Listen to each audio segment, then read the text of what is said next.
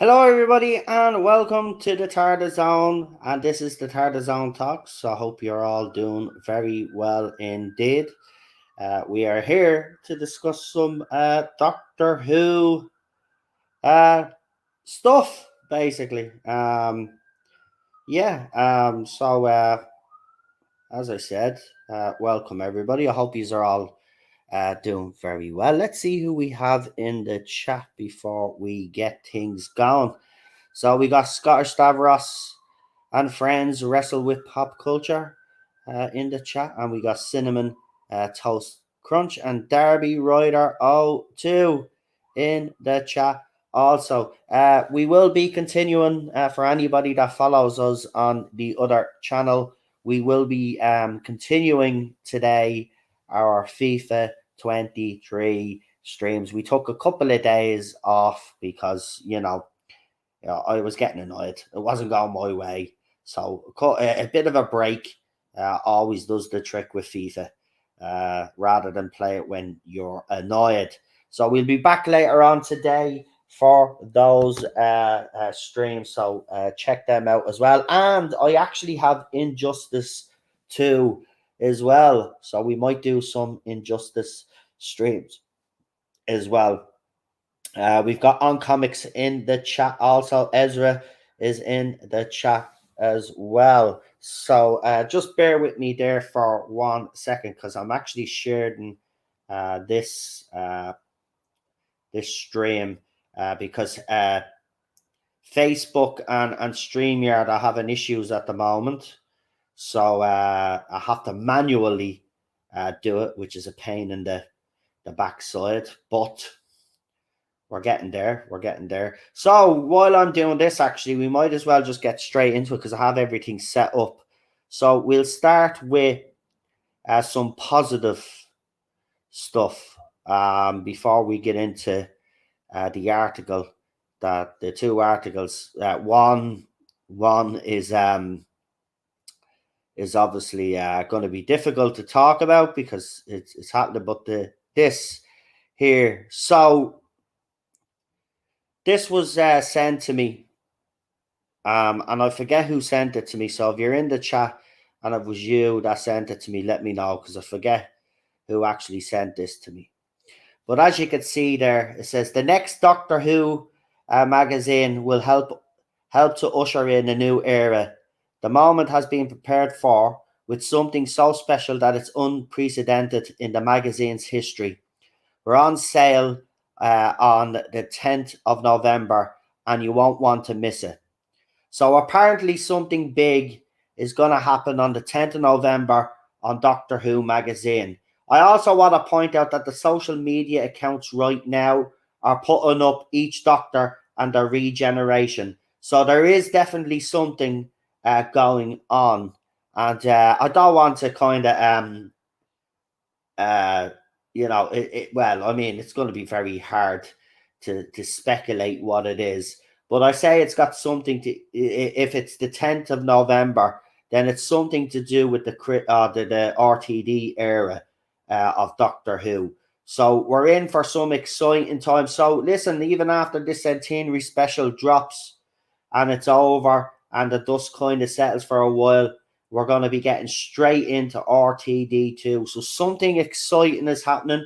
As I said, keep an eye out for those social media accounts, RTD social media accounts, and obviously Shooty, because there is something happening. And there's lots of people speculating on what it is. And that's all it is. It's only speculation. Nobody has any concrete information. What's going on. So I just want to make that clear just in case anybody is out there saying they've got concrete information. They don't. But there is something interesting on the way. Dan kind of from the space book was told something about this and a possibility being something, but he said he's going to keep stum on it. But I would say to people, Dan does get reliable information, so I would look out and listen out to what he has to say. He's not saying too much, but there is something big gonna happen, and it is very exciting. Um, now, whether it's an overhaul in the magazine, whether it's something got to do with the show, that's the thing, And this is why we like this part of the fandom. We like this part of it, the speculation, the rumors, the people coming up with their theories on what it is. This is what it's all about. If you're a Doctor Who fan, this is the fun part, and then we get into the era then, and hopefully we'll enjoy it. But this is the fun part.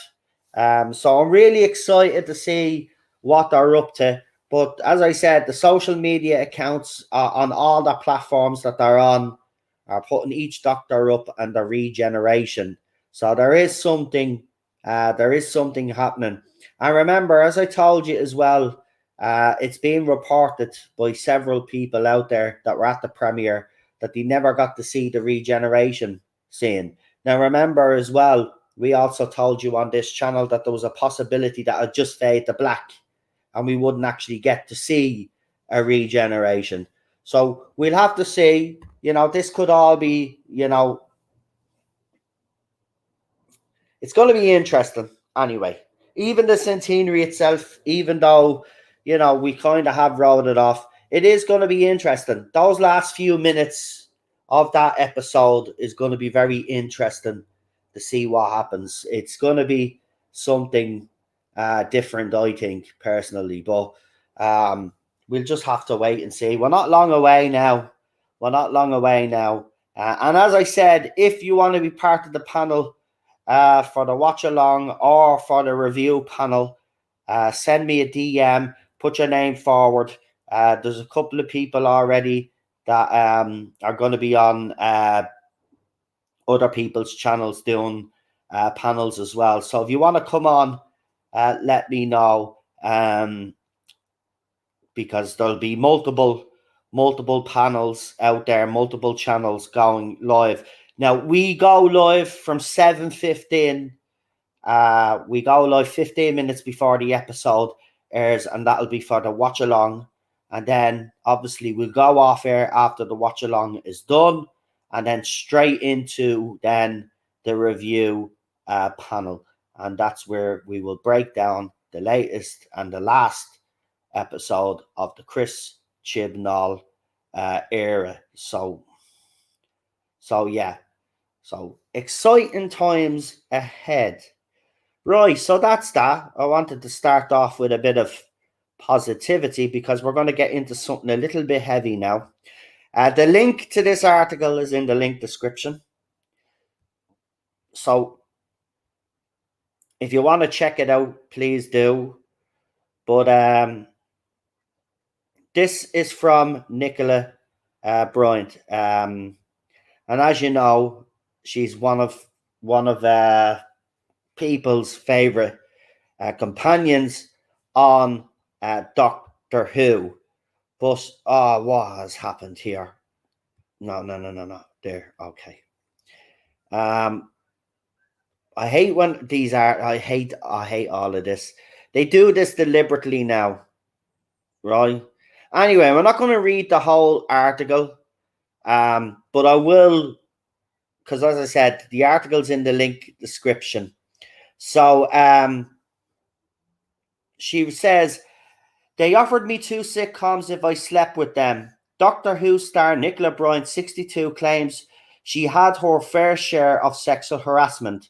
The actress claims she was pestered by TV bosses to sleep with them to secure another acting role. During her stint on Doctor Who, Nicola appeared alongside Peter Davison and Colin Baker in their incarnations of the titular role.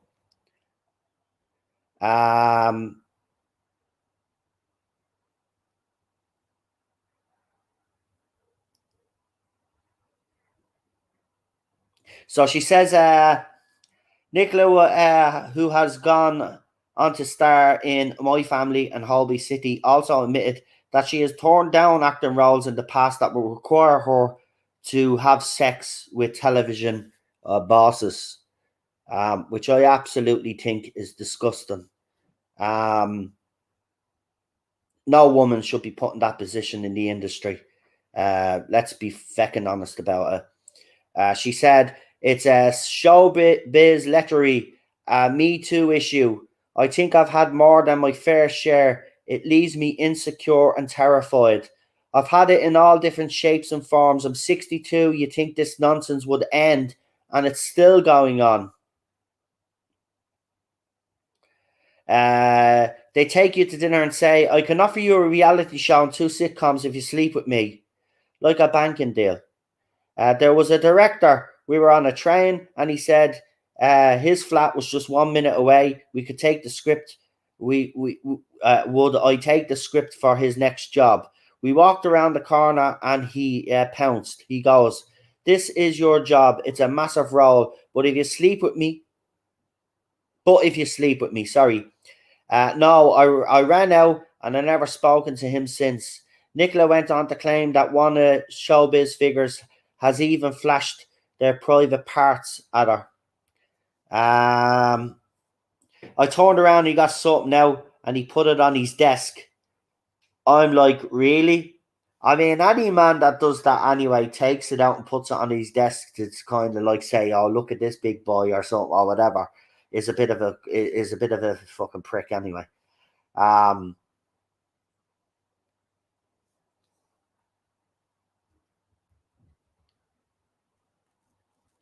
Now, obviously, they talk about Doctor Who there, but in another article, in the original article, they make it clear that none of the allegations that she's making is against anybody in Doctor Who. So I want to actually make that absolutely clear, and I think she's made it clear herself. Well, she has made it clear herself that Doctor Who has nothing to do with it. This is this has been happened to her recently. I mean, it's shameful. It's absolutely shameful. TV bosses, should not be abusing their power like that. That's absolutely disgusting. So basically, we've been deprived of watching Nicola on TV because these dirty pigs wouldn't give her the role unless she did these acts. It's absolutely terrible. Now, look, we're not going to sit here and be naive and say that this doesn't actually happen. It does. It's been happening in Hollywood for decades, right? But it's a wider issue in the whole industry itself. Noel Clark even said, there are bad people in the industry, but I'm not one of them. Even Noel Clark is alluding that the industry is very shady. It's I think it's absolutely quite disgusting. The woman is an actress. She should be given these roles based off. If they already think that she's good enough for it, right? She should get the role. There shouldn't be conditions, right? There shouldn't be conditions. It's absolutely disgusting that it's still going on in this day and age. You think all of that nonsense would have went out back in the day, but no, it still goes on. The whole industry needs to be purged, man. You need to get all of these people out. It's absolutely, yeah, it's shocking. I have to say, when I seen this article, I was actually rather shocked.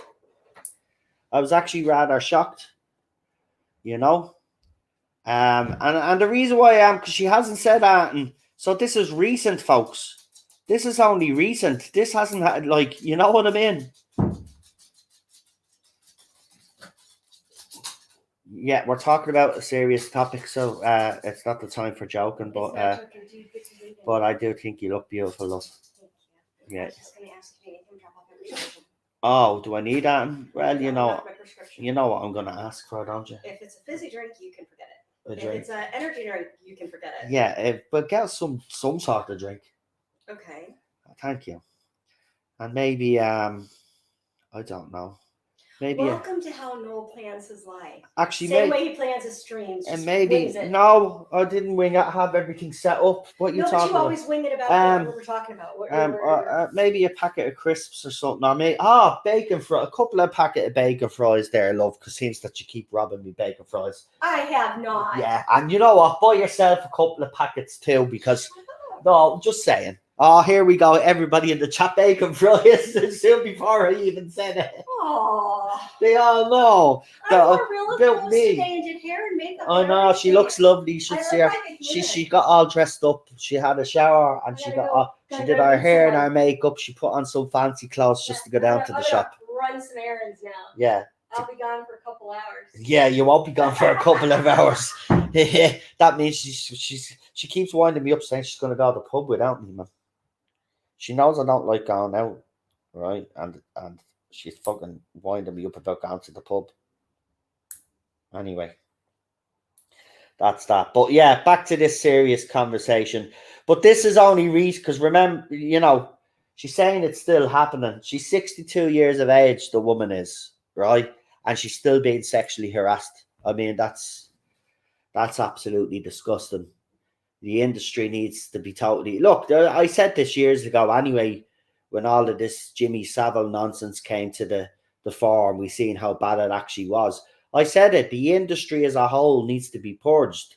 It's full of disgusting people. And they exploit at every opportunity. Every opportunity. So it's bang out of order, I have to say.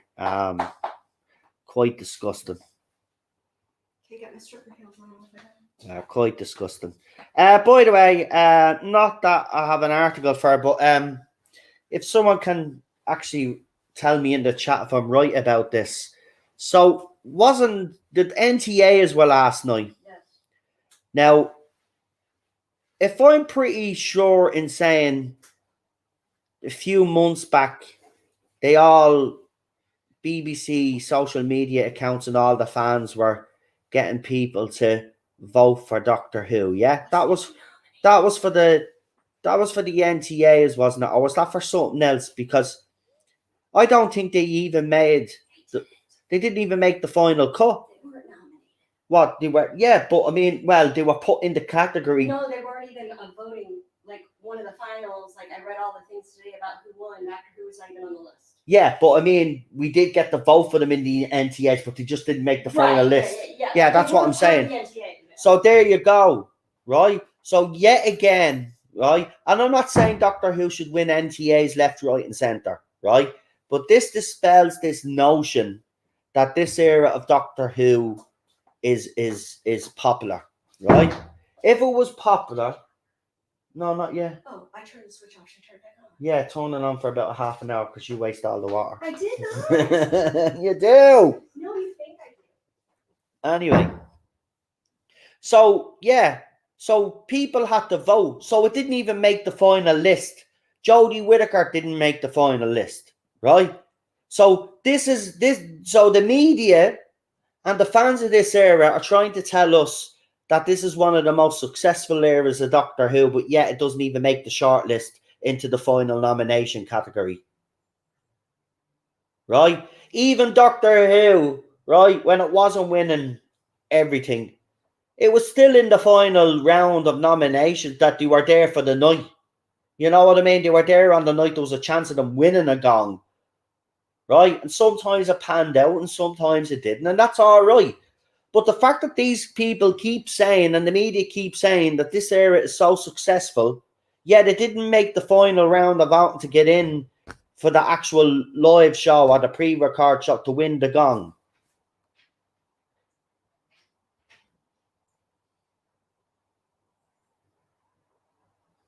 So, again, it's another vindication anyway, but I'm just sick and tired of these fans out there gaslighting gaslighting the rest of the fandom and the media, right?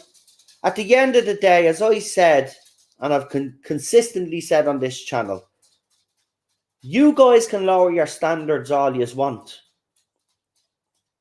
right? And accept Chibnall's It's Doctor Who as some sort of standard, high standard. It's not, right?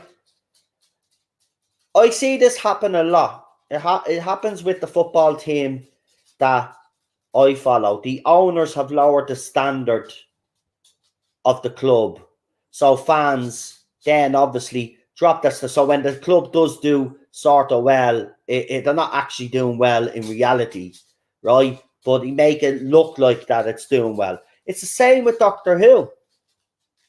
It's the same with Doctor Who. Fans in this fandom have lowered their standards, right? And they expect the rest of us, along with the media, right, who hammer this message that Doctor Who is successful, they expect us to lower our standards and not to complain and to accept this vision and this era of Doctor Who. Right?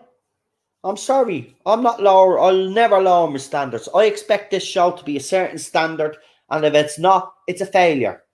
End of story. It's a failure. Right?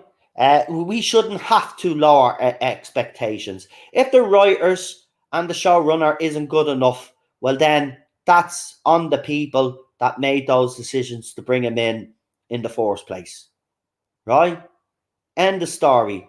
We shouldn't be expected to lower our standards for anybody. Doctor Who has a certain standard. New Who has set its own standard. Classic Who is a different animal altogether. They're two different eras of Doctor Who, but they're Doctor Who. Right? We got the New Who era and the Classic era, right?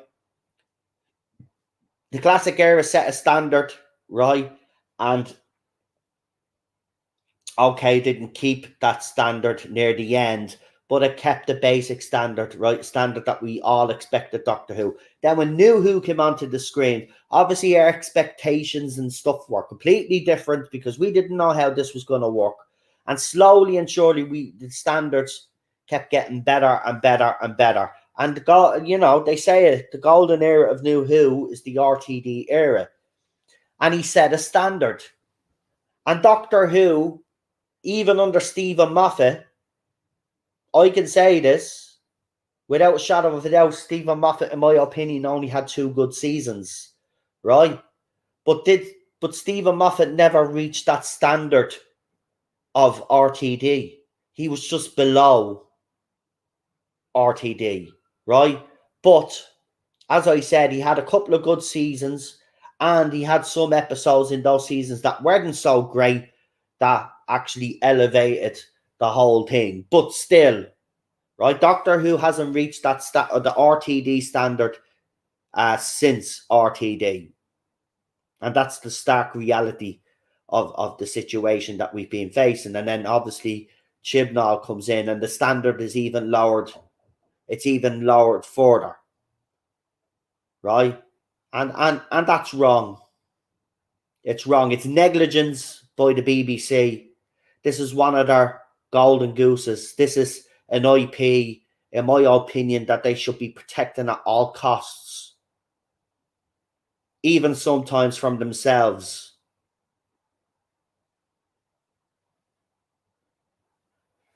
So, again, Doctor Who this era wins Mickey Mouse awards. It wins awards that have been either made up that year or only a couple of years made up, right? It's no matter what they say, the standard was lowered yet again for this era, and it's unacceptable. And hopefully RTD can bring the standard back up again. And from the fan pictures and videos that we've actually seen so far, it looks like he, even in his 60th anniversary or his anniversary multi-story, whatever it is, multi-episode event, it's going to be 10 times better than anything we've gotten from Chris Chibnall over these last 5 years. I mean, that man's dragged this fucking near 5 years, man. 3 series. Get away. Absolute joke. Absolute joke. Anyway, we'll see what happens. We'll see what happens. We got Real Super Doctor in the chat. Now, remember, because Real Super Doctor is a panelist, so I just want to give everybody a reminder yet again.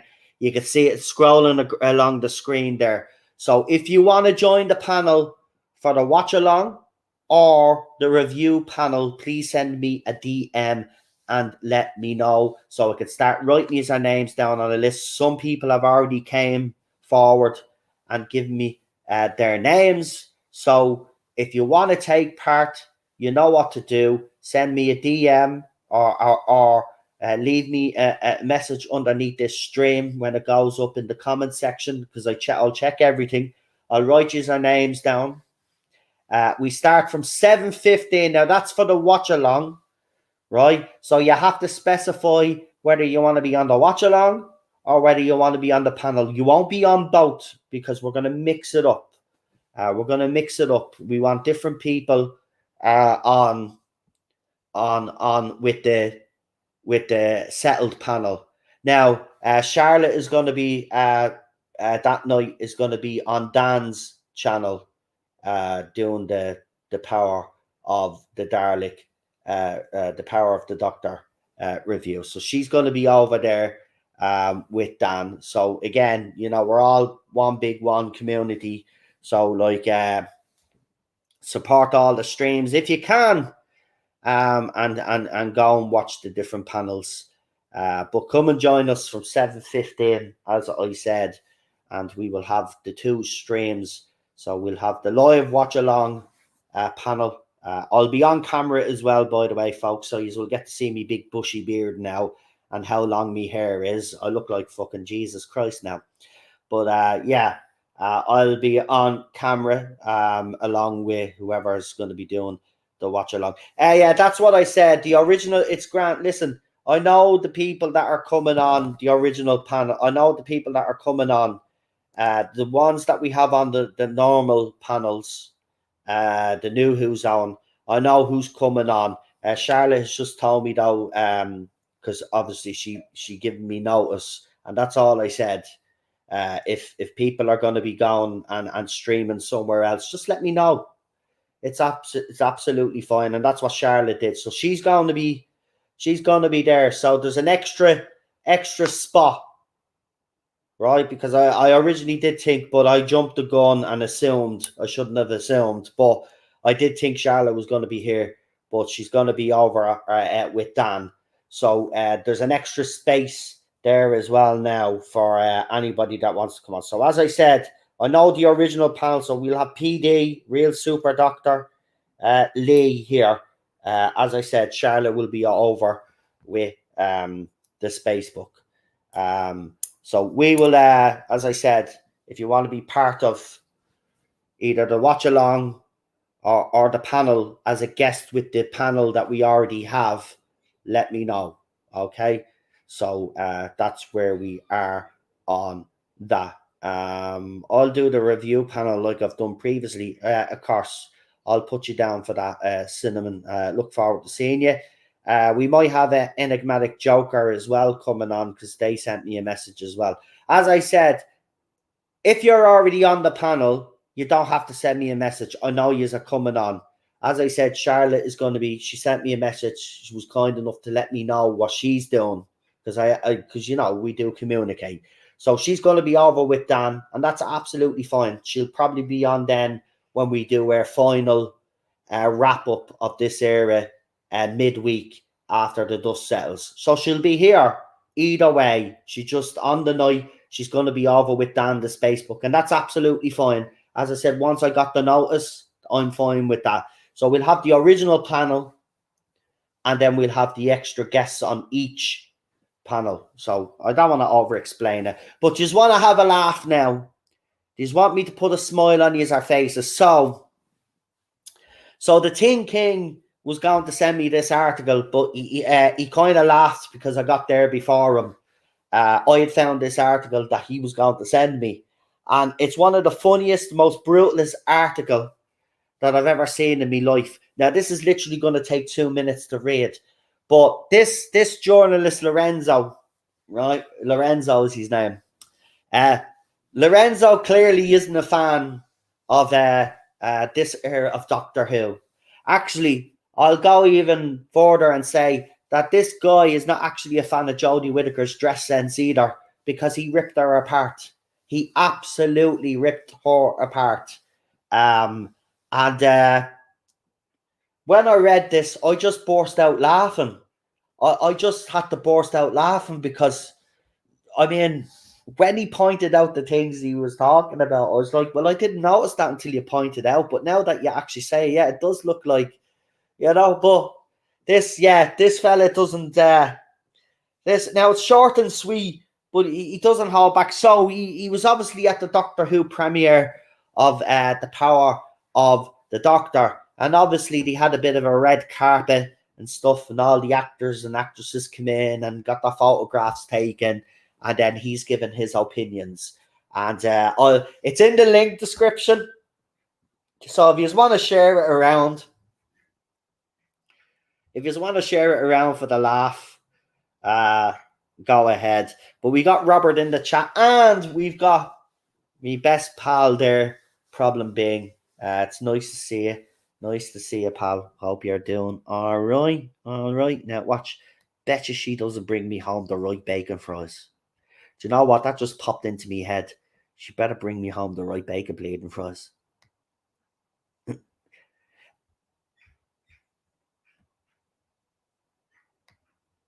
So, yeah. And if anybody that's on the panel actually has suggestions of someone that you think we could bring on, obviously someone that we know and trust, we know that's not going to, use the channel and then feck off when it's appropriate. If there's when they feel they've gotten enough out of us. But yeah, if there's anybody you'd like to suggest, you'd like to see on the panel, is there any preview? Actually, Alash in the chat. Is there anybody previous guests that we've had on that you would like me to ask to bring on to the panel? I don't know. I don't know if I'll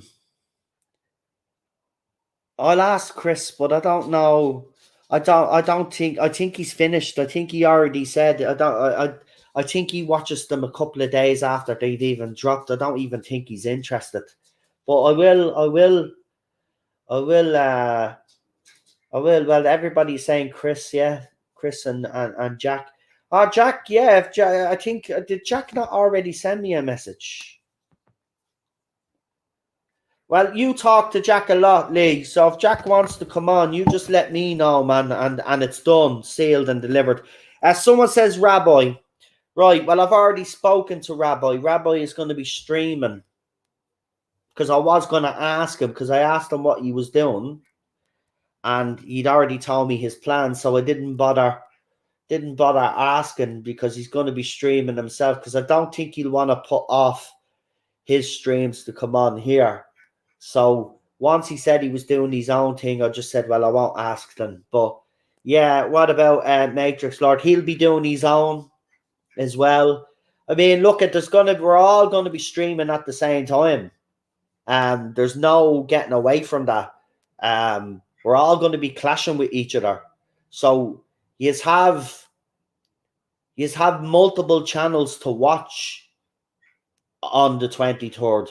You will get to choose which channel you watch live, and then obviously you will go back and watch all the other channels. But what I'm saying is that we're all going to be live. He's going to be definitely live, man.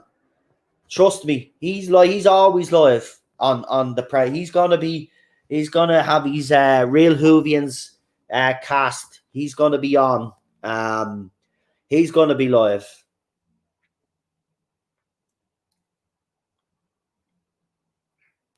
but this is where it's going to be real. I'm glad you actually say that, Lee. And I'm not taking the piss out. I'm not having a dig at anybody else, but I do agree because a lot of people on other people's streams and even hosts of those streams will kind of, I'm not saying they won't go full blood. Well, they won't go full blooded like we will. We won't hold back, whereas some people will because they don't want to get themselves into trouble. But we're just going to do it the way we always do it. We're honest, out straight, and if you don't like it, well then jog on. Simple. We got garbage in the chat as well. Welcome, welcome, welcome. But yeah, it's going to be quite an interesting night. Let's just say, but yeah, I'll see. Look, those names that you mentioned, I'll go and ask them all, and I'll even go and see if Rabbi is see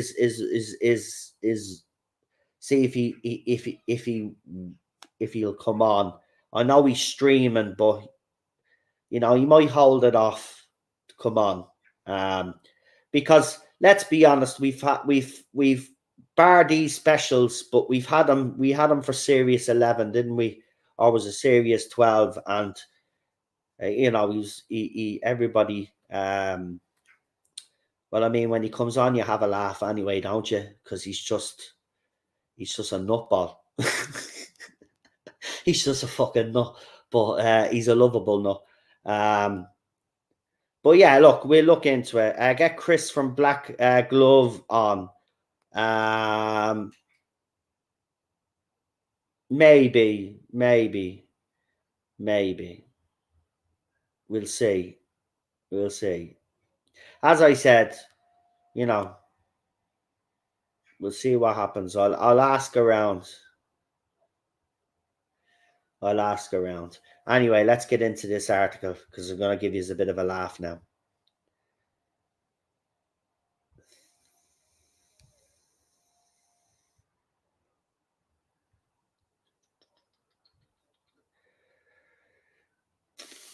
So, Sacha Dhawan, Jodie Whittaker, Amanda Gill at the Doctor Who, The Power of the Doctor world premiere. Who gives blah, blah, blah, blah. Anyway, so there they all are, the three of them there wearing their clothes there and stuff. And Sacha Dhawan and Jodie Whittaker hit the red carpet for the world premiere of the 13 Doctors Swan Song, which is kind of sad sort of reason to get dressed up. Now, he says, but they got dressed up anyway. We can't help but see this as a bittersweet occasion. Jodie was always so well suited to this role, and she really did give it everything she had, which is considerable. But the writing was lackluster during her entire tenure, a disappointing outcome for the first actress to be cast in the role.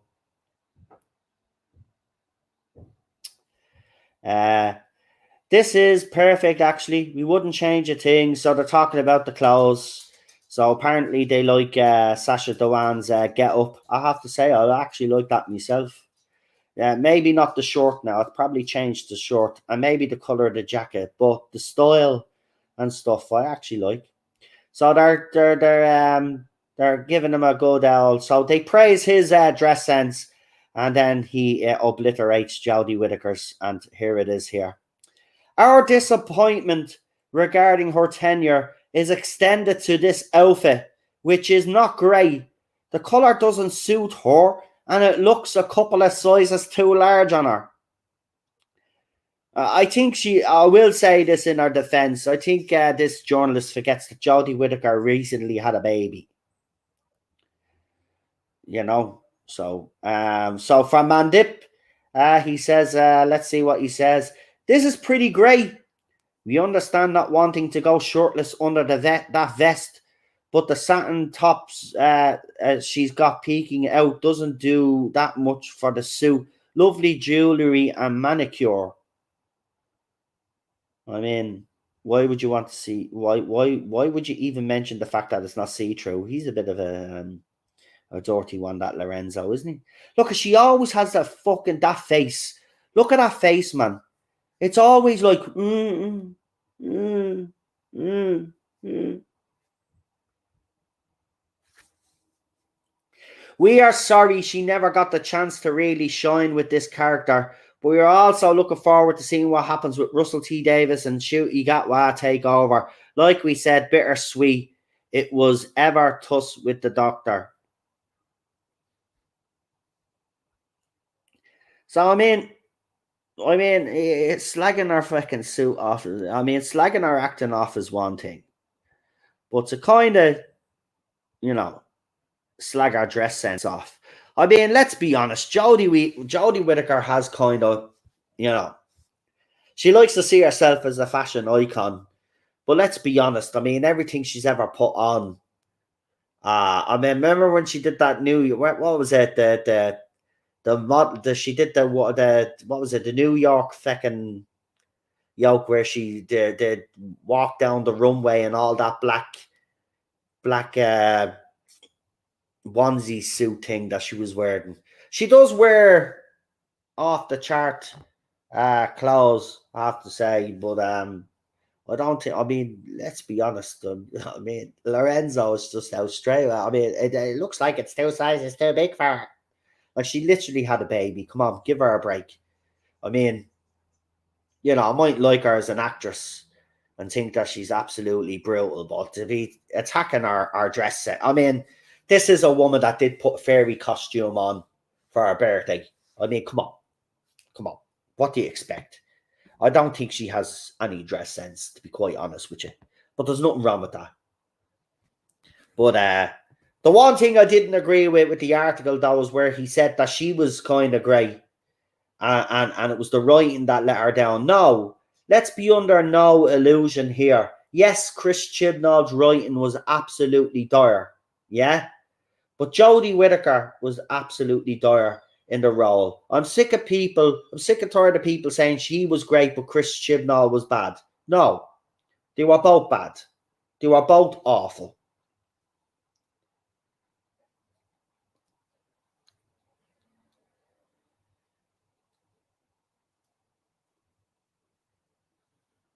She went for the Hillary Clinton look, says Bobby D75, and welcome in the chat. LOL, that fairy costume. Yeah, I know, and fucking Tolson Cole checking our ass out in that photo. I always laughed at that when I seen that photo because he's clearly checking her out.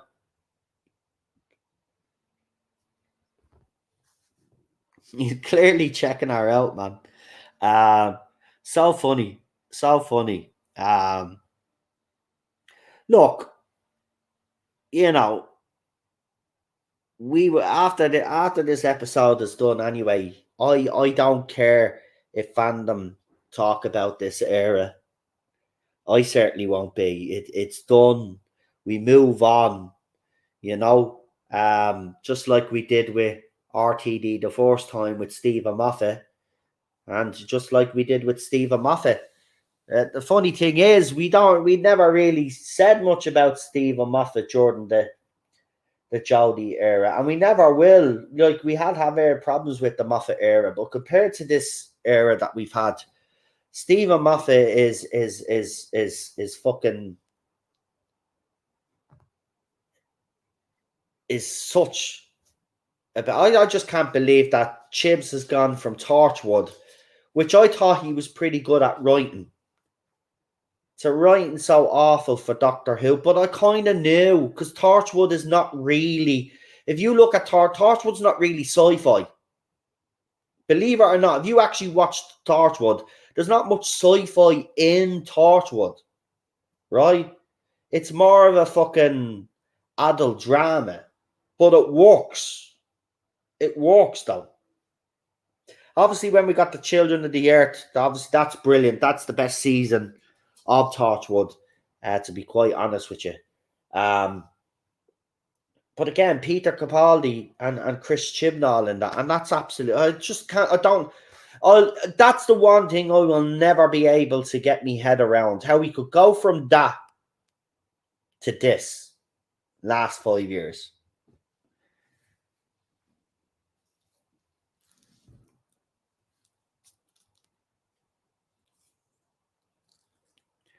Yeah, exactly. And Moffat was very fucking. He complicated everything, that man. But at least we kind of had a grasp of what he was doing, and he would try and explain it. That was the thing about Moffat, though. He did try and explain his stuff, whereas Chips just doesn't give a crap. Doesn't give a crap.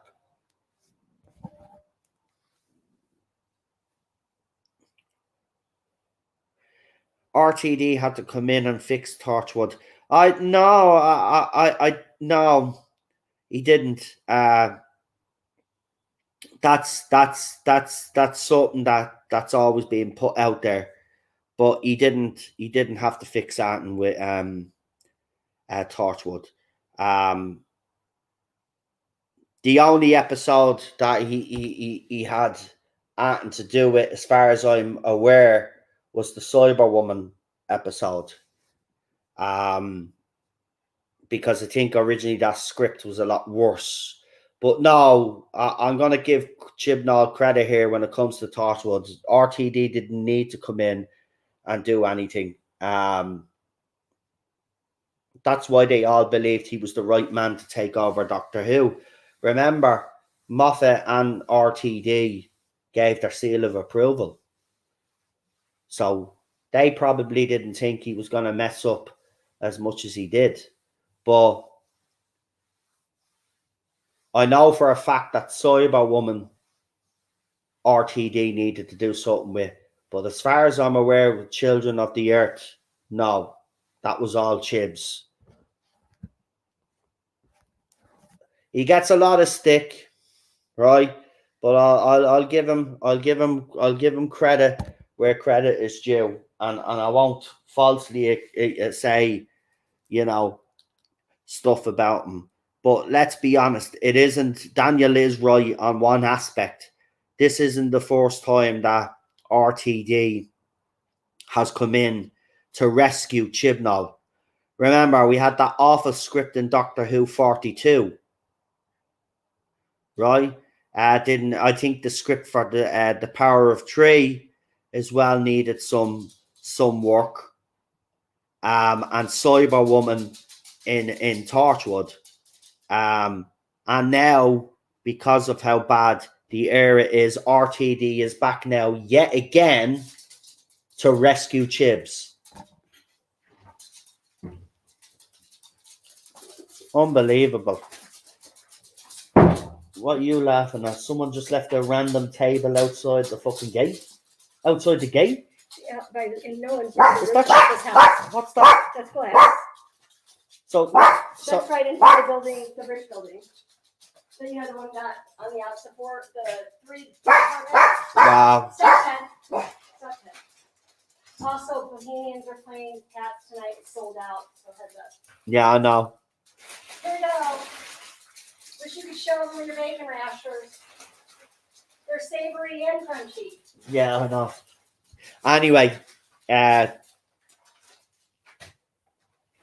I said, look, there were fans out there, including myself, that predicted this shit show, right? There was even people before me on YouTube that did deep dives into Chris Chibnall's writing. There's a very famous video out there that says he uses countdowns, and he explains how he moves along the plot and what he does and why he's so wrong for Doctor Who. And that video is still relevant today. It exposed everything before Chris Chibnall had even shown us his first scene of this era of Doctor Who.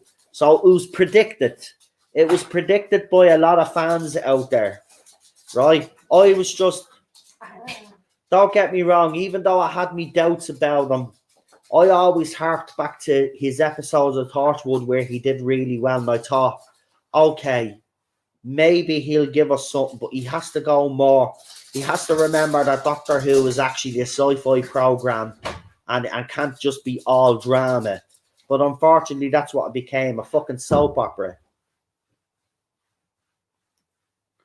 Doctor Who isn't. That's the video. That's the video. The Jack knows the video I'm even talking about. I just couldn't even think of the name. But that's the video, and you should go and watch it because he explains it. And I love the part where he's explaining the countdowns on how to move the plot. He talks about 42 and all. He talks about Chibnall's episodes and what the problem is with them, right? And this is it's brilliant. It's brilliant because then if you watch that video and then if you have watched this era of Doctor Who, you're going to be going, oh my God, this channel predicted everything. So why didn't someone listen? Oh, everybody seems to know about the video in the chat. So that's great that you all know what I'm talking about. But that is an absolutely fantastic video. That video explains everything and the reason why Chris Chibnall was the wrong showrunner for Doctor Who. And it's played out now over the last 5 years. The worst ratings in the show's history. Not even getting past the preliminary voting of the NTAs to get into the final nomination section. Right? The era has failed on every level. Any award that it's won. Remember, this is the era that won a Golden Tomato, right? A non-existent, a nobody award, right? Remember that this show won an award at the BAFTAs, right? That was made up a couple of days before the Virgin Media's best moment or something or whatever it was, and it won, right? All of these made up little awards that Doctor Who won from all of these little different sci-fi award ceremonies that wasn't even worth winning, right? It's never won an award, in my opinion, of significance. And again, that's another damning indictment. And why is there fucking jets flying over me bleeding window for? Right, they better not be fucking Russian jets, so we'll have to go out there now. The trawlers got rid of their submarines. We'll have to go out there now and sort these Russians out ourselves. Or maybe just sort out the whole world. Fucking getting ridiculous it is. Anyway, we got Mr. Jackal and Hyde in the chat. Nice to see you. Nice to see you. We got 22 people watching right now at the moment. Don't forget to like, share, and subscribe. Yeah.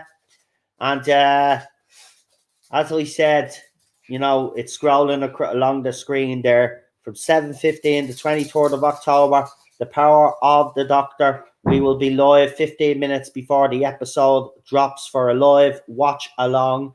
And then straight after, we'll finish that watch along. We'll take about a 10-minute break and then we're live again for the review panel. So check that out. And then the next day, we'll have a member stream where I'll be giving my opinion. And then, as I said, we'll finish up with one final stream, which is to bring people on that probably won't get onto the panel, but wanted to have an opinion. So we'll bring you guys then on midweek. And then that'll be the last time that we speak about this era of Doctor Who.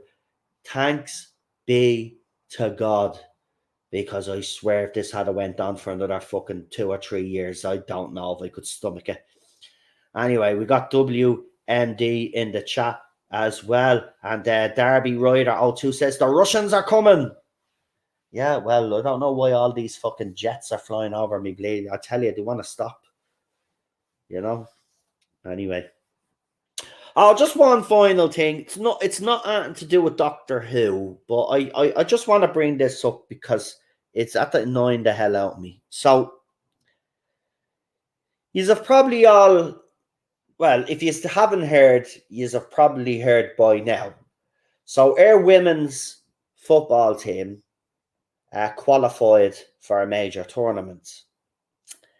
And a video was released of the girls in the dressing room singing ooh ah up the, I can't say it on YouTube because I probably will get into trouble, right?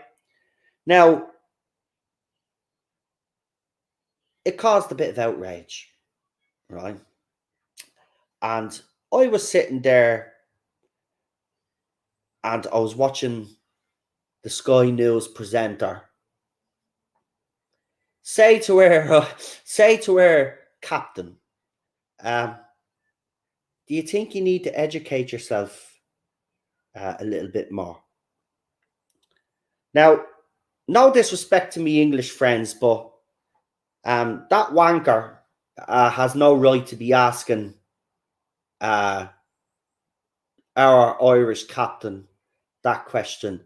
Second of all, I believe personally that it was wrong of the Irish captain to apologise, right? And here's my reason for it, right? And I'll explain it. And when I explain it, you will understand as an Irish person where I'm coming from. Up the north, they've been born in the tricolour. Now, if anybody doesn't know what the tricolour is, it's our national flag. So up north, they're born in our flag, right? For decades, orange men were marching and singing their songs through Catholic estates up north, right? And then this idiot on Sky News is asking our people, our Irish captain, do you think you should be educated on Irish history? Maybe you should brush up on Irish history. Maybe you should brush up on the 800 years of Irish history before you start spewing your mouth and criticising our captain because she sang an old rebel song, right? And if you're going to stay consistent, okay, you have a traitor in your national team in Declan Rice. Actually, you've got two traitors in your national team. You've got Jack Grealish and you've got Declan Rice. They played for the Republic of Ireland under 20s team, right? So they played for this country. Now, Declan Rice put up a tweet a few years back when we were playing England, right? And everybody's at the finding this tweet, but nobody's saying that to him. So I'll say it to you, little Irish traitor, right? So he went and said, can't wait to play the English, up the same thing as the girls were singing, right? And he has faced no consequence. He hasn't been pulled up in front of the media like some lapdog and questioned on why he would say something like that, right? So I just want to say to Sky News, because they do this a lot with their Irish athletes as well. Our Irish athletes don't win all the time, right? But when they do, it's a big achievement for this small country. But those bastards over in Sky News then, Katie Taylor has won the World Championship, the UK fighter. She's from fucking Bray. She's from fucking Bray in the Republic of Ireland. She's not from the UK. Right? She's not from the UK. Same with Conor McGregor when he was winning his titles. UK fighter Conor McGregor. He's from Dublin. He lives around the corner. His man dad lived around the corner from my man dad in Crumlin. Right? He's not fucking English. He's not British. He's Irish. Anytime. Right? The British media are an absolute fucking disgrace. They're an absolute disgrace, they are. Right? They're hypocritical, right? And they're an absolute, they're an absolute disgrace. I'm actually angry about this because I don't think the girl should have apologised. Is the British government, right, if we're going to go down this fucking road, is the British government going to apologise to the Irish people for 800 fucking years? Is the British government going to apologise for the burn flag and their flags being burned up north right now? Right? Is the British public, is the British government going to fucking apologise for screwing our country up?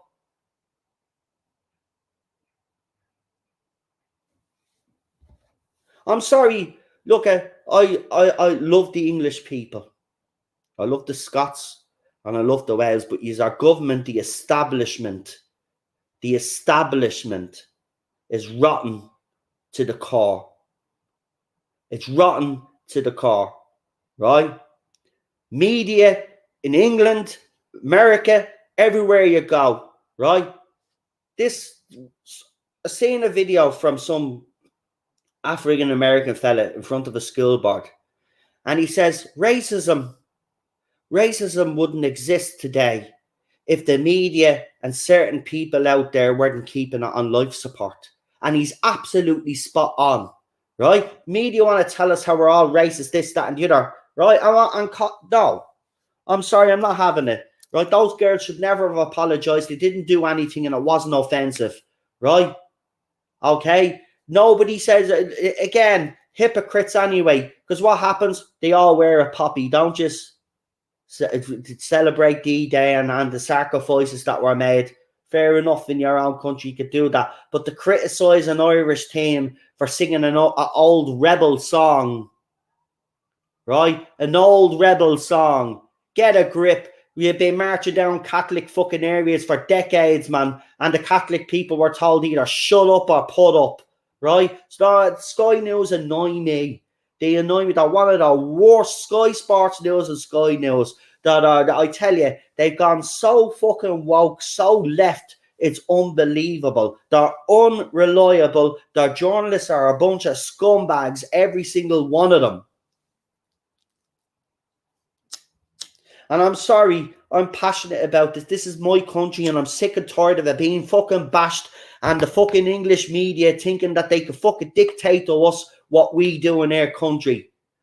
Right? Those girls were celebrating a fucking victory against the Scots. Right? They were singing rebel fucking songs. There's nothing wrong with it. Right? You don't fucking put a camera in the fucking English team's fucking dressing room. They're probably singing their fucking English fucking songs. Is anybody fucking moaning at them? And Declan Rice, by the way, little traitor, him, and nothing's being said about him. Fucking hypocrites. You have a fucking two people in these are a fucking English national squad that have used that term, and you have kept our mouth shut about a Sky News. You ought to be ashamed of yourselves.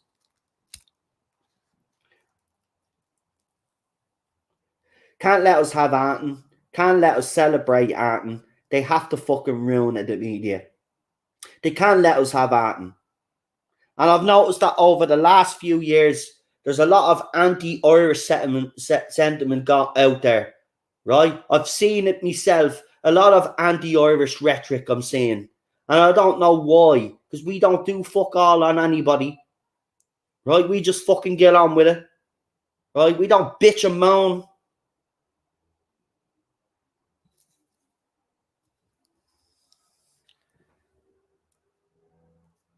And we wouldn't have to keep reminding people that we were fucking oppressed for 800 years if the media in England or the UK just shut their fucking mouth, man.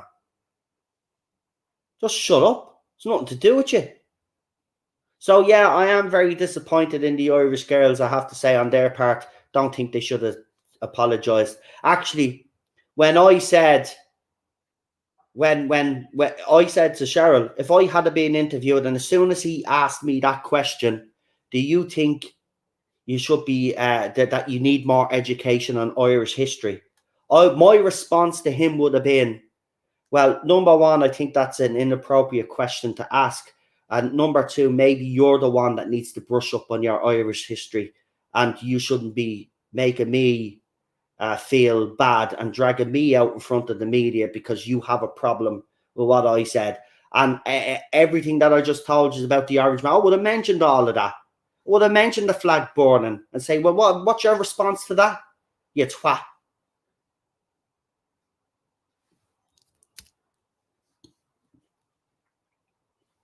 The new No Irish. I'm telling you, Lee. Lee, I've been seeing it the last couple of you even seen it. I've been attacked when you were on Twitter as well, the anti-Irish fucking rhetoric that was thrown at me, right? And people using slurs against me as well.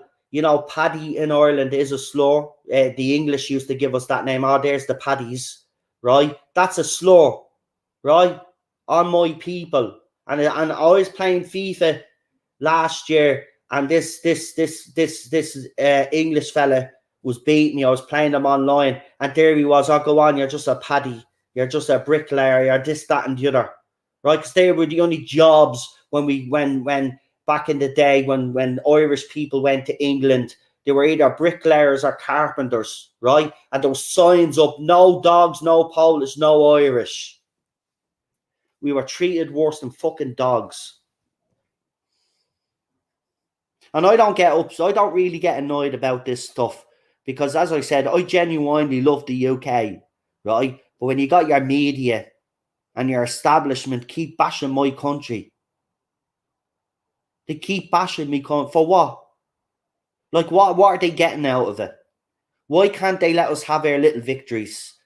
You know, why can't we enjoy the moment? Why do they have to ruin it?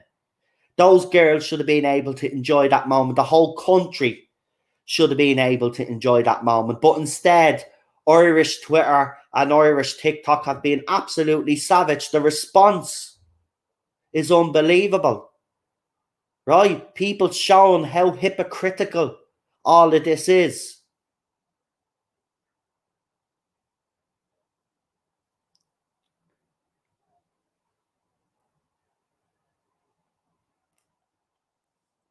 The Irish in the UK have a lot more in common than the media try to act as if we're different. We're not. We're very similar as a people. Um, you know, we as a people have moved on.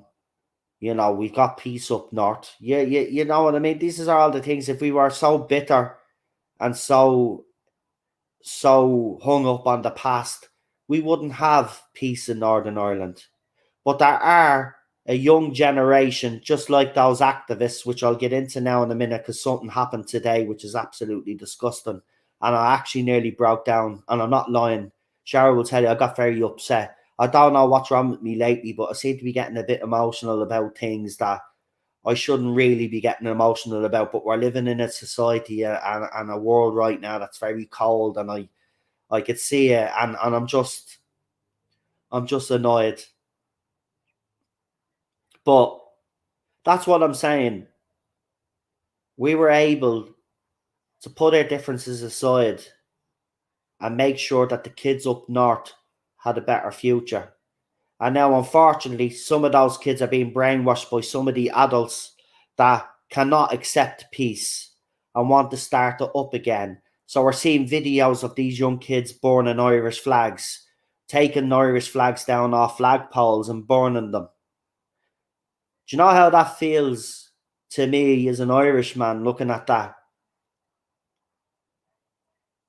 It's not nice. It's not nice. That's why I'm always against when I see people burning the American flag and you see it all the time. That upsets me, man. Them flags mean something. They're not just things that you throw up. They mean something. The tricolour represents the whole of Ireland. You know?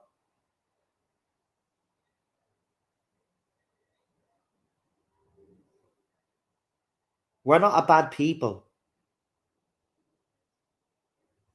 And the UK, they're not bad people. It's not the people. I'm not angry or mad at the people.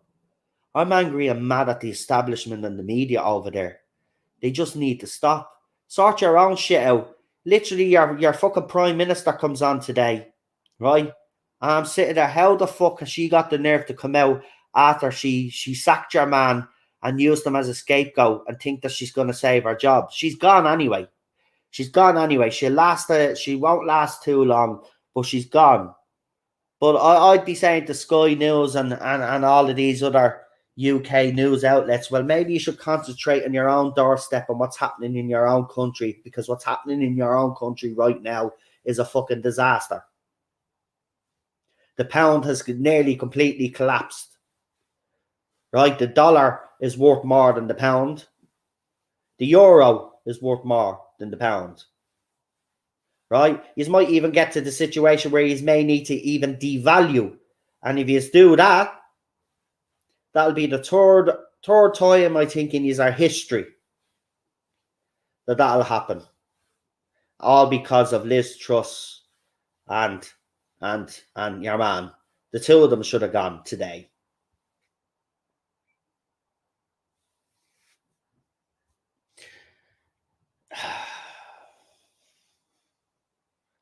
Maybe one day we'll get to a point in society where all of this bullshit is just, and all of this rhetoric just disappears.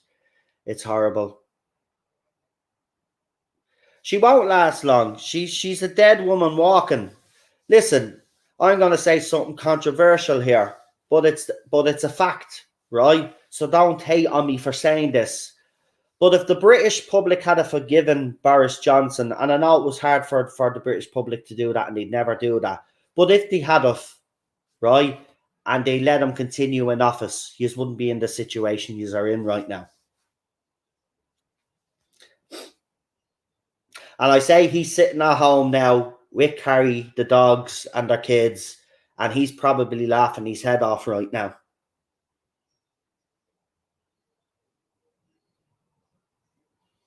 But you wouldn't be in this situation if Boris was still there.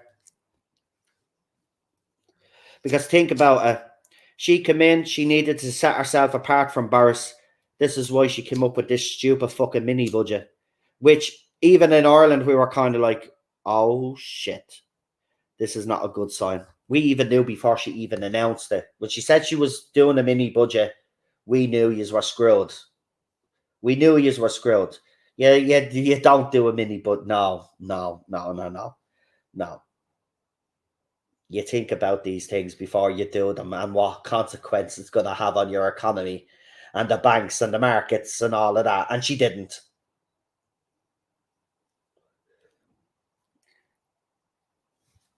So I say people are probably even madder at Boris Johnson right now, because if he hadn't screwed up, you wouldn't be in this position. Look, you could say what you want about him as Prime Minister, right? But the fact of the matter is, you wouldn't be in this situation if he was still there. And that's the ironic thing about it. They stabbed him in the back, the Tories, and now he's sitting back and he's looking at all of this now. And the Tory party is done. The Tory party is done.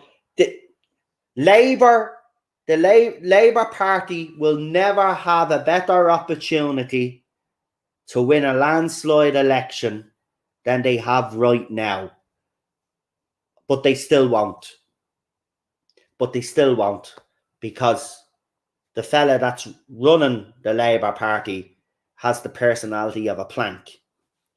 So, I'd even say get rid of Keir Starmer.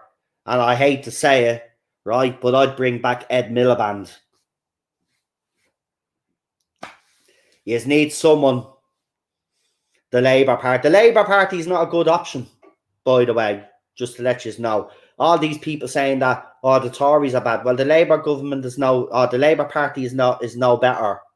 It's like in America as well, when you have all of these leftists saying, well, the Republicans are dirt and all of this. Well, the Democrats are just as bad. It's the same in Ireland, right? We've got two main opposition parties actually running this country, right? And they're both as bad as each other. And then we got Sinn Féin in the opposition, which have completely lost the plot. So even in their country, we're in a situation like yours. So there's no good options there. That's the problem. You're screwed either way. We're screwed either way. America is screwed either way.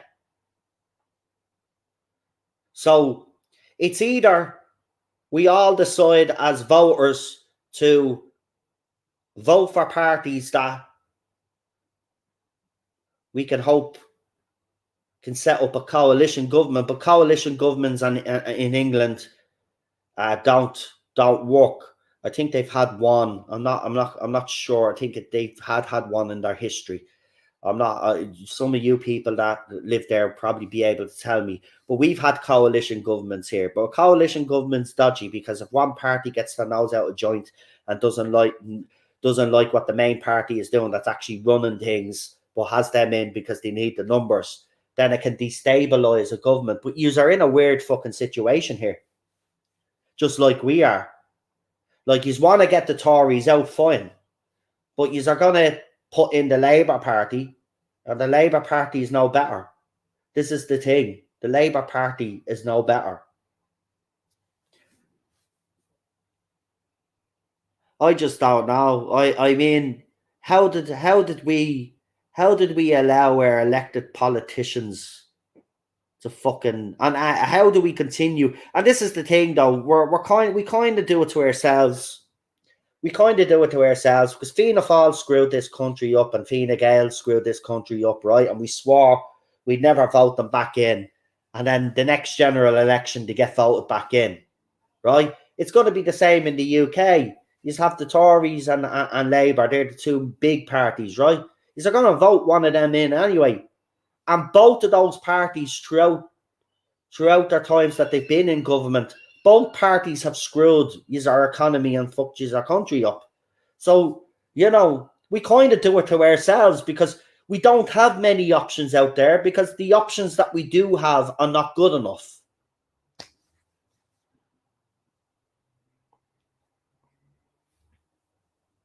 Anyway, just to finish on something though that I want to actually show you. Now, I have been informed it's not as bad as it looks, but I have to say this upset me. And I'm going to show you something because I'm going to say this now, right? There comes a time where us as people need to take a stand against certain groups of people. And something happened today that has absolutely shocked me to the core. Now, as you know,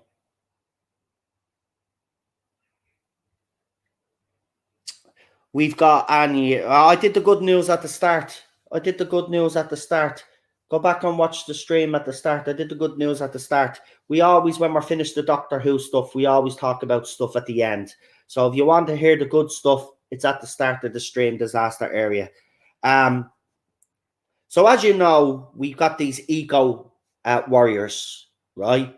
And we have seen over the past couple of years, they've become a bit of a disruption, stopping traffic, super gluing their faces and their hands to roads.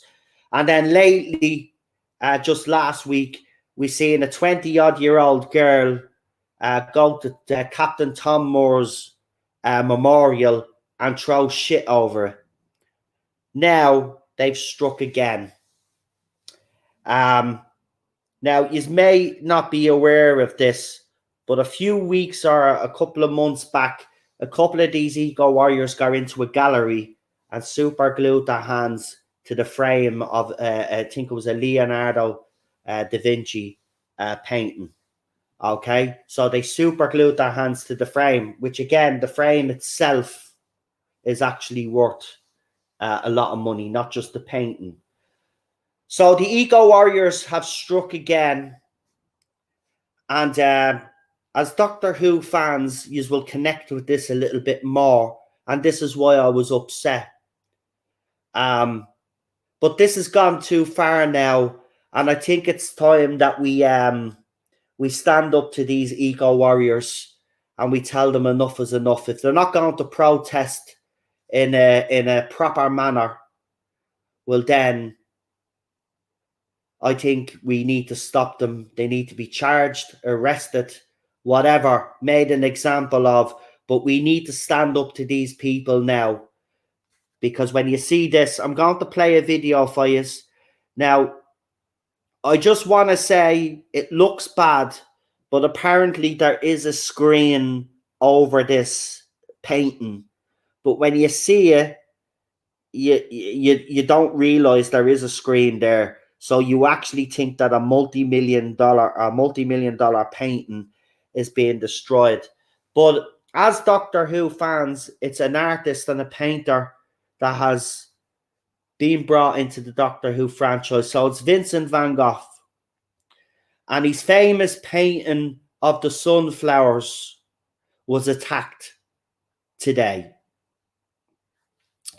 Two female activists, eco warriors, decided that they would go into the gallery and do this to the painting. Now, I want to make absolutely clear that it was only after I'd watched the video we found out that there is a protective screen around the painting. But that's not the point. That's not the point, right? Now I'm going to show you this, and it's quite disgusting. Now, I'm all for peaceful protest. I'm all for people having freedom of speech and to talk about the causes that are the closest to their heart. But when you start vandalizing statues, vandalizing memorials, vandalizing pieces of art, well, then you've taken it a step too far and you must be reined in. Now, why is it taking ages to load here? Do you know what I'll do? It'll be on Twitter and it'll play faster, and it's on my Twitter account. So give me a second.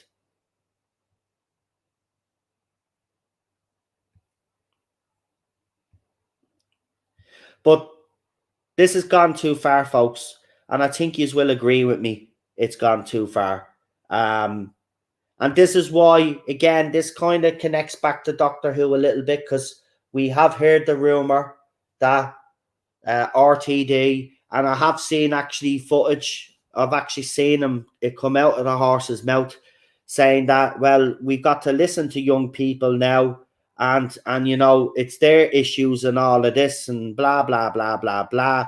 And as I said, apparently he wants to he wants to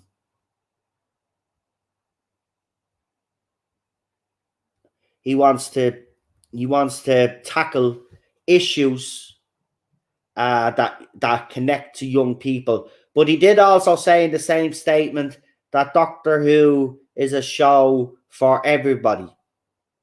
Now, we have heard that before, of course, but with our RTD, it's completely different. So here's this video, and prepare yourself to be shocked, because this is absolutely disgusting. And this has gone too far, and it's time that we stand up to these kids. We're the adults, and we're letting kids run fucking riot. And it's time that we actually did something, because this is not protesting. This is scum behavior from scum people. And there you go. So there's his famous painting. Watch what they do to it.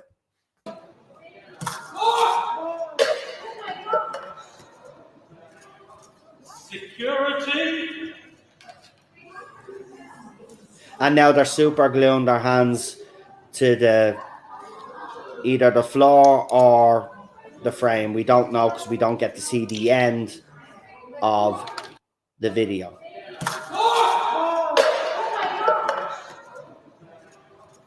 Security.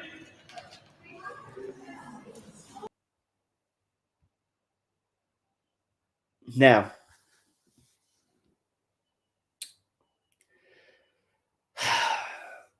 I've got a couple of questions anyway. So number one, how are these people getting into art galleries? Right? Number two, right? We're in a situation now where this has happened a couple of times, right? So shouldn't there be a policy now that people, and I know some people in the chat will say, no, you can't do that. But maybe in the situation, because the situation that we're in now, because remember, right? Obviously that painting had a protective cover, right? But the frame doesn't have a protective cover, right? So that frame of that painting is going to have to be specially cleaned now. It's going to cost money. They super glued their hand to a frame of a Leonardo da Vinci, right? So why aren't they searched before they go into these galleries? Right? Because if terrorists did this, right, we would be condemning it to high hell, right? And we've seen in the past with terrorists blowing up ancient monuments and ancient buildings and stuff like that, buildings that we've lost forever, right? And there's been absolute uproar. When does this stop? We had one of the representatives on Piers Morgan who said that this was going to continue and it was going to get worse until they're listened to. So, you know, there's going to come a time where throwing soup on a painting is not going to be good enough for them. the super glue in their hands is not going to be good enough for them. So they're going to up the game. They're going to up the game, right? And up the game means they might actually go one step further and start bleeding, actually destroying works of art, right? They're defacing statues, memorials, right? And now they're going into where galleries, right? And they're trying to destroy ancient artworks, all because, you know, they want us to listen to this climate change nonsense hoax, right? The climate is changing no matter what, okay? We have little impact on it, but if you want to be a brainwashed moron sheep, then go ahead, be that brainwashed moron sheep. Protest peacefully, right? But these people have disrupted people's lives for far too long now, right? And it's time that they're held to account. Now, the girl that threw the shit over Tom Moore's yoke should be given not months in prison, she should be given a year. Make an example of her. Those people that did that to the Van Gogh painting should be given 2 to 3 years, right? The bigger the crime, the worse the crime is, you fucking throw them in jail. Make an example out of these fuckers, right? It's time that the people in the UK, all over the world, rise up against these people and say enough is enough. Bunch of hypocrites anyway. The person that's actually recording the video is recording it probably on a mobile device, which is actually harmful to the environment. You bleeding hypocrites. Yous dopes. Yous are using super glue as well, which is bad for the environment. Yous fucking hypocrites. Right? Yous are throwing shit over paintings where they have to use chemicals to clean these things. So again, you're being hypocrites. Right? And then they're stopping traffic and they don't realise that the traffic that they're backing up probably all have their engines running, which means more fumes are going into the atmosphere. Hypocrites. We seen your guy on Piers Morgan, smug little fucker. That's all they are. They're smug. And we're the adults, right? It's about time we told these kids, go back to bleeding school. Right? Get a bleeding job. You're old enough to get a job. Get a bleeding job, right? Don't be fucking out in the street wasting people's time. Get your up off your arse and get a fucking job and contribute like the rest of us.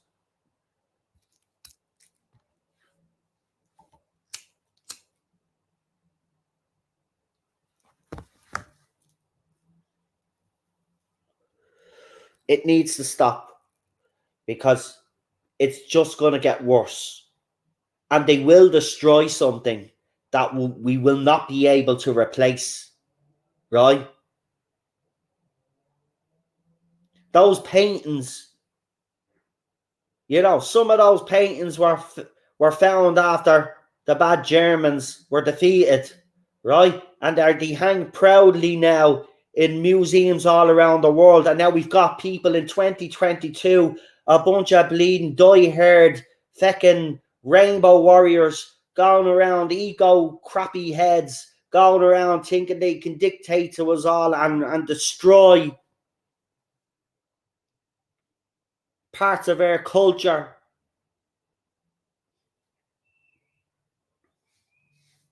Absolutely disgusting. Absolutely. And you know what? We got most of the people that attack us on that side of the fandom that support all of these lunatics. They support them and support what they do. Absolutely disgraceful. We're rotten to the core.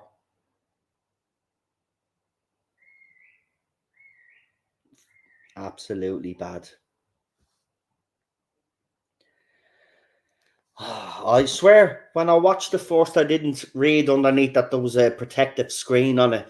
But when I seen the tomato soup being thrown on it, I literally gasped. And I got upset. I says, "Oh my God, they've destroyed one of the world's most expensive paintings." And then we were told about the protective screen. But remember, as I said, the frame of that painting doesn't have a protective screen. So if they super glued their hands then to that paint, because we didn't see the whole video, so I don't know if they super glued their hands to the floor or whether they super glued their hands to the frame of the painting, which would have caused more damage.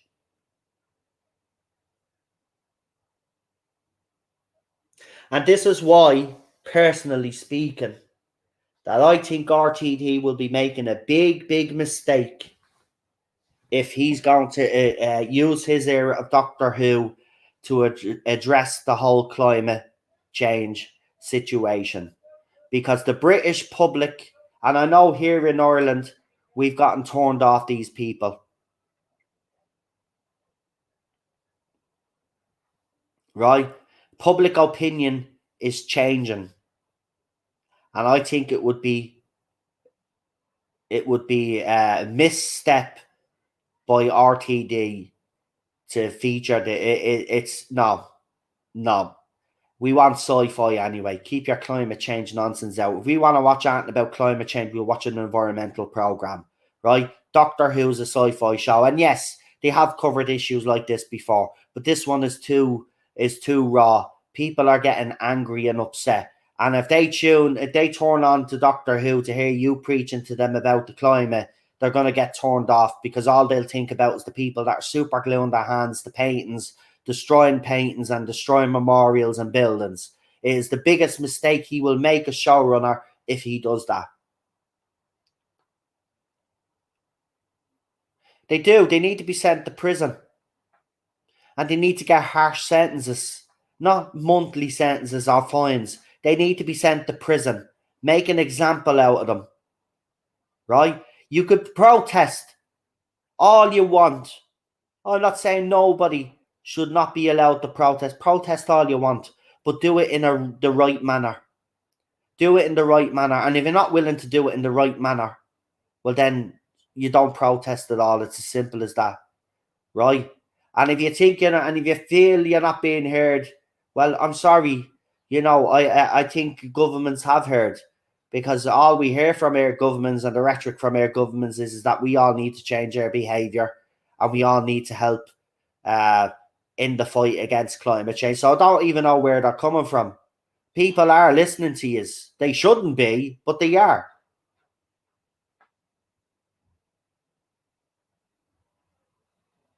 Unbelievable. These people are unbelievable. But anyway, what can you say? That's the society we live in today now. Nobody wants to do anything properly. And it's going to bite them back in the ass, because I can already see the public. Drivers are getting out of their cars to drag these people off the roads now. And RTD thinks it's a good idea that now to start incorporating climate change into his Doctor Who. It's a bad mistake, in my opinion. He'll do it, look, because he's writing so good, he'll do it in a way that it won't affect the show. Obviously, we have our different opinions on climate change. That's the problem that I'm probably going to have with this, is that the fact that he would show both sides, but will he show both sides of the argument this time?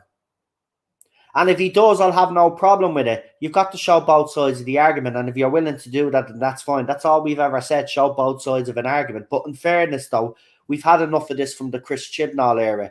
Chris Chibnall tried to handle the whole climate change situation. Right? So we don't, again, it's, Doctor Who shouldn't be used as that platform. You make environmental programs for that.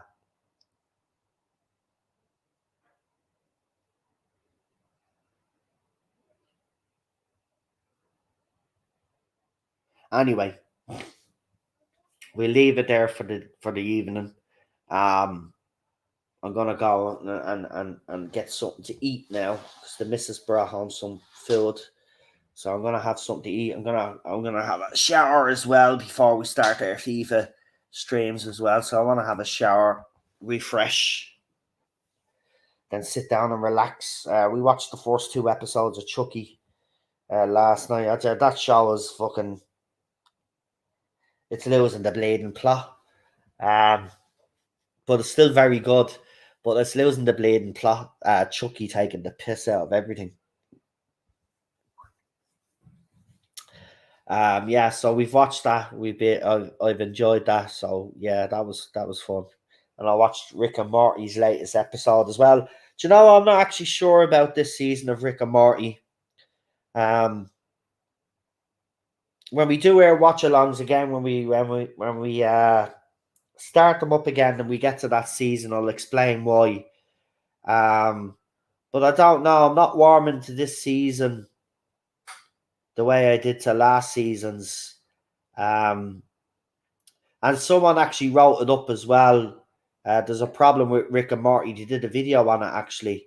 The writers seem to have these weird fetishes that seem to be creeping a lot into the show. And we've seen it in some episodes, but it seems to be a common thread now, and it's getting a bit boring now at this stage. And the whole thing of destroying the whole yoke in the last season has kind of fucked them up this season. Because it hasn't been as good that they haven't been able to travel because they've been kind of stuck. I don't know. Maybe I'm being too harsh and I have to watch. See, I'm only watching it as each episode drops.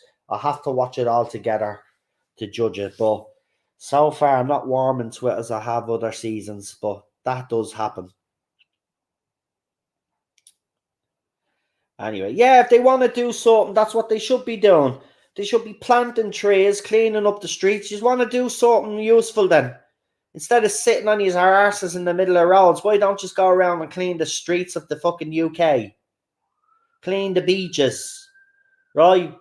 Do all of that stuff. And listen, I'm all for that part. I'm all for keeping the planet clean and keeping our oceans, getting plastic out of the oceans and cleaning our lakes and rivers and canals. I'm all for that, right? We could do stuff like that, right?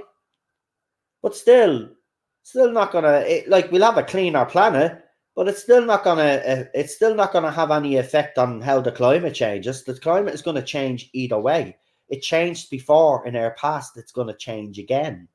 We just happen to be here this time, right? Humans are here. We've occupied the planet now. We happen to be here when it's gonna happen again. There's nothing we can do about it.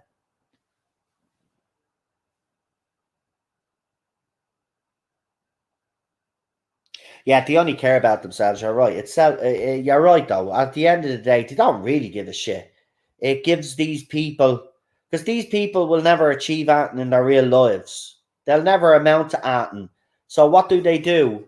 They always latch themselves onto some sort of cause, right? It's the same with some accounts out there in the Doctor Who fandom, right? That virtual signal all the time. They're only doing that because they'll never amount to anything in the fan. They'll never amount to anything in real life, right? They're failures in their private lives, so they need to attach themselves to a cause to feel that they belong and are part of something, a bigger whole. So you know that's why we're in the situation we're in now. We've got a lot of insecure 20-odd-year-olds, 30-odd-year-olds that don't feel like, that they fit in. So they create problems, create stuff to fit in. And that's what we've seen in society for the last few years. That's what they've done. I mean, you don't need to be Sherlock Holmes to figure that out. That's exactly what they've done. They project a lot. They know that they're inadequate, right? But instead of doing something about it to better themselves, they create problems to make them feel good about themselves, and that's all we see. And same with these radical feminists. They'll never amount to anything. And to feel like they belong, they start spewing all of this crap about toxic men and all of this other rubbish. Right? That's what they do. They're as useful as a fucking plank of wood. That's why I say we should just give them all a continent to live on, right? And let them set up their own society with their own rules, right? And see how long they last. They won't last very long. Their society will collapse because they're trying to do it now. Our society is on the brink of collapse if it hasn't already collapsed, right? So it's not good. It's not good. You don't want to live in their society because we've seen what their society looks like, right? They've no problem letting old people die, right? There's surplus to requirements. Remember that, right? These are the same people that are going around saying, well, if I had a baby boy, I'll abort it because it'll turn out to be toxic. That kind of rhetoric.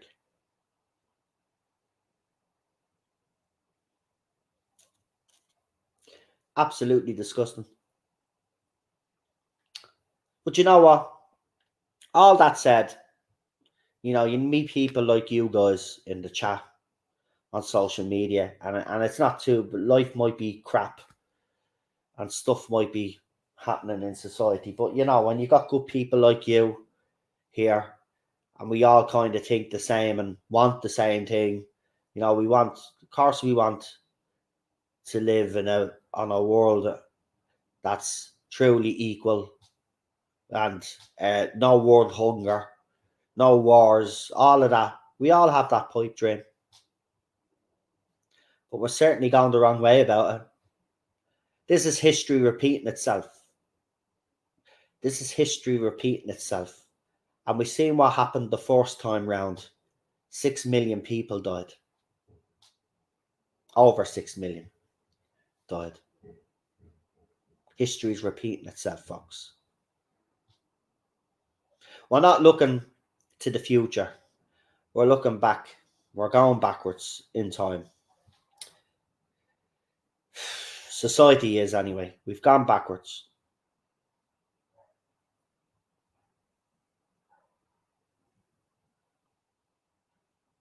Exactly. We don't hold it against each other because we're the type, and we were brought up to respect other people's opinions and to understand that it was just an opinion.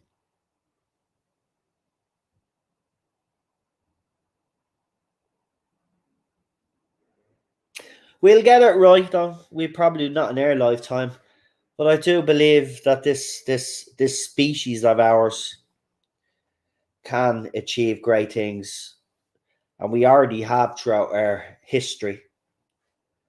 There's no doubt we can again, but if we let the radical left win, human achievement, human progression will stagnate.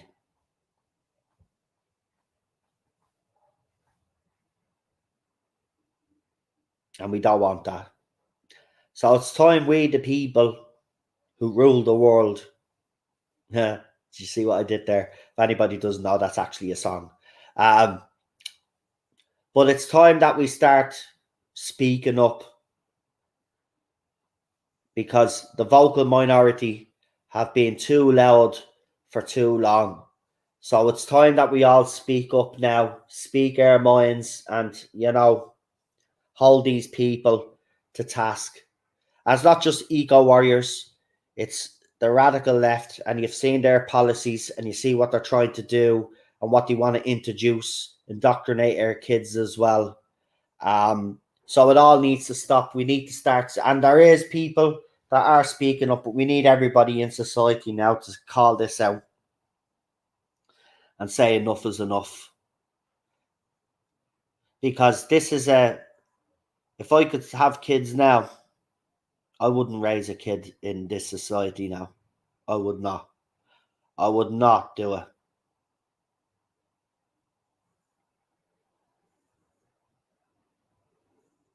And that's sad. But that's just the way it is, man.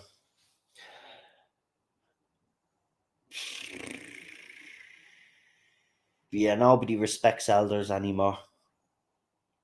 It's gone that, well, we're the youth. You have to listen to us now. We're entitled to a voice. I don't necessarily agree with that.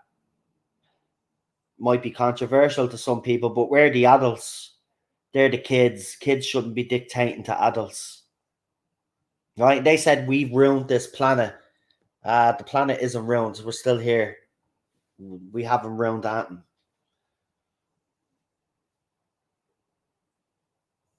We haven't ruined that. Have we made mistakes? Absolutely. Should we stop cutting down rainforest? Absolutely. Should we clean up the oceans? Like I said, absolutely.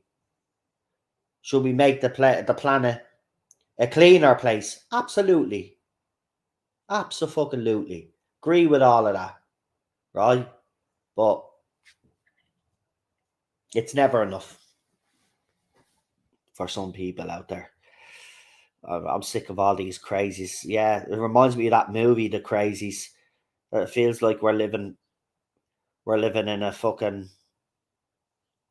Yeah, I know they banned CO2s. I know it's ridiculous. See, they didn't know the effect that CO2s were gonna have if we actually lowered them, because they're idiots. But that's for another day. I don't want to start getting into a whole thing on this, but the way I see it, I raise my children to my standards and not society. I raise with all fashion principles. Just because tech changes doesn't mean our principles should. Morning, gents, says File 30, and I think that's the most relevant comment there for this whole topic. Absolutely spot on.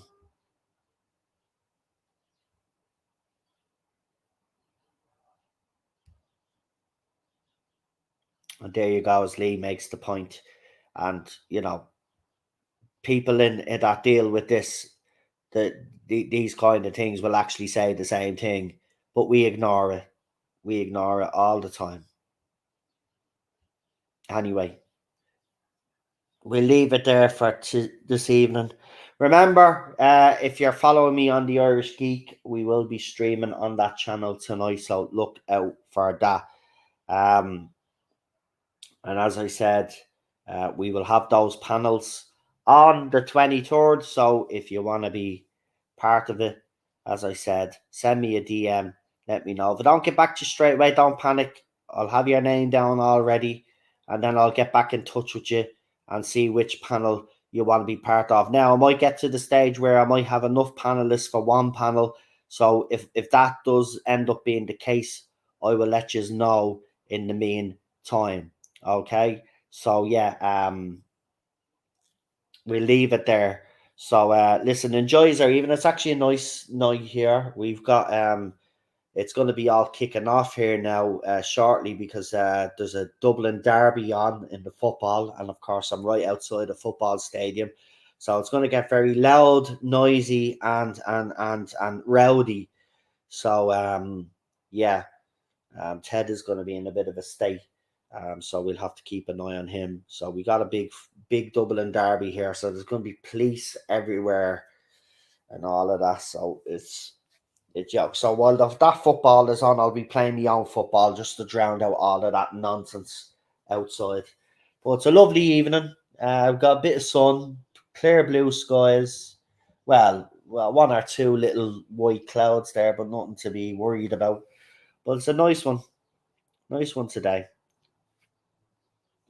Going to get some fish and chips. Well, it is a Friday, and traditionally in Ireland as well. I think in the UK it's fish and chip day, but now we're going to have something different today. But no, you're right, spot on. In Ireland it's fish and chip day, Fridays and Wednesdays and Fridays, fish and chip day here. And Dr. Jekyll and Hyde says, just going to sit down and watch some proper Doctor Who. That's it, man. That's it. Whatever gets you through. Fried fish Friday, says Lee. That's it, Lee. Some lovely bleeding smoked cod or fresh cod, battered cod, and chips. And I know in England you just put your peas in, but some chippers in Ireland do that, but you have to ask for the peas. And I kind of get it now, because I tried it. I actually did try it, because I never tried fish with peas before, right? I never have, because it's not a thing that we do in Ireland, really. But some of the chippers over here are starting to do it. So I tried it one time, and now I actually get it. The sweet pea off the fish actually makes sense. It actually makes sense, and it's fucking lovely. So well done, Brits. Well done. Didn't think peas went well with fish, but you's proved me wrong. You's proved me wrong. Fish and chips was a Jewish invention. Well, Well, let's give them credit for fish and chips then, because I love fish and chips. Who doesn't love fish and chips? Seriously. Unless you're not a lover of fish. Everybody's a lover of potatoes, I think. I don't think there's anybody out there that doesn't like potatoes unless they're allergic to them or something, or they have some reaction. Oh, battered sausage, don't get me going. Listen. Some people have actually heard me ordering while I've been live, right? My order is, this is my order, right? If we do get a chipper, this is my order. It's fish and chips, so it's a smoked cod and chips, right? And I get a battered sausage on the side. Lee tells me everything was a Jewish invention, says Jordan Jack Rabbit. Well, I wouldn't be fucking surprised, mate, though. I wouldn't be fucking surprised.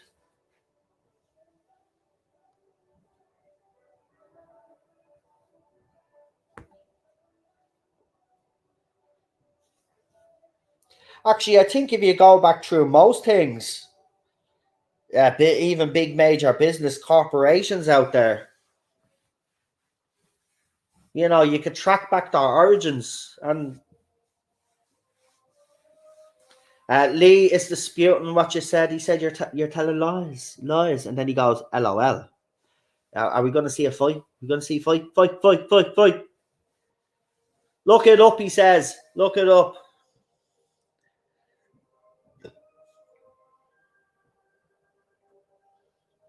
Anyway, we're going to leave it there before this descends into an international incident. So we will leave it there.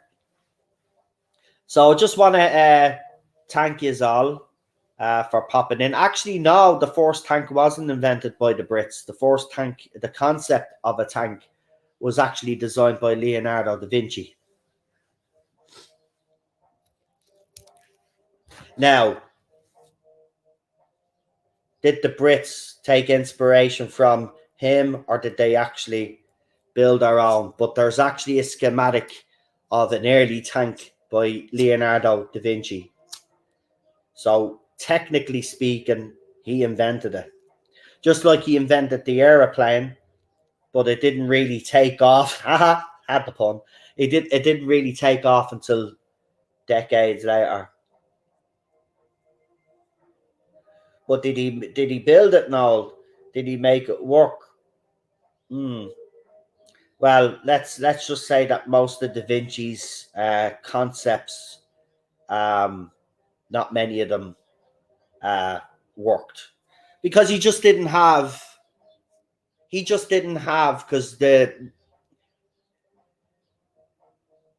he didn't have the stuff necessary to build what he wanted. Obviously, if he had waited 100 years, if he had survived, obviously, if he had been born 100 years later, then he would have been able to do what he wanted to do. But he had to use the stuff that was available at the time.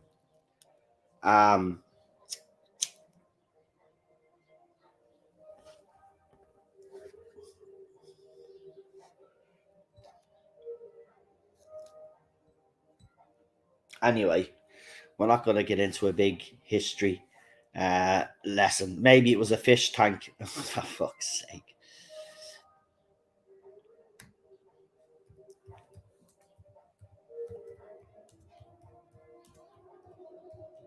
What the hell are they playing out there? That's like Space Cadet music. What is this the music that's out today?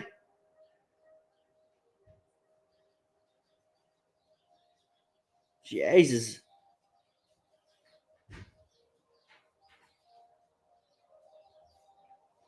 Anyway, maybe we should do an old stream on Leonardo da Vinci sometime. He's a very interesting character, I have to say.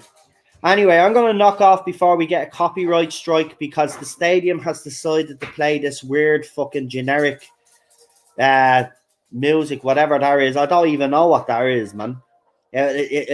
Cheryl will say, well, thanks be to God's not Oasis, Wonderwall, or you're a dance monkey. No, but they should play that. They probably play that later on in support of the girls. Anyway, we will leave it there. So thanks everybody for popping in this today. I hope you have enjoyed the stream. Sorry about the rant near the end, but look, it's getting very tiring, all this hatred and bigotry. And we're supposed to be living in a society where the media and everybody is telling us to be tolerant of other people, their beliefs and all of this other nonsense. But it seems to me that we're living in a society where everybody's offended over the least little fucking thing, and it's getting bleeding ridiculous, and it's actually getting me down. But yeah, can you hear it? I don't know what the effect they're playing. It's some new music because they always play a CD of some of the new artists. So that's someone that's out today, but their music is absolutely fucking awful. Anyway, we'll leave it there. So I'll say thank you. Enjoy our weekend. Stay safe. And we will see you. I will see you over the weekend anyway. Don't worry about that. But enjoy it. Have a good one. And we'll see you. And yes, not long now until this era of Doctor Who is over and we usher in RTD2 officially. So come and join us for it because it's going to be absolutely fantastic. We're going to have some fun along the way as well. Lots of speculation, lots of fan theory, all of that. It's going to be brilliant. So yeah, see you later, folks. Have a good one. Bye.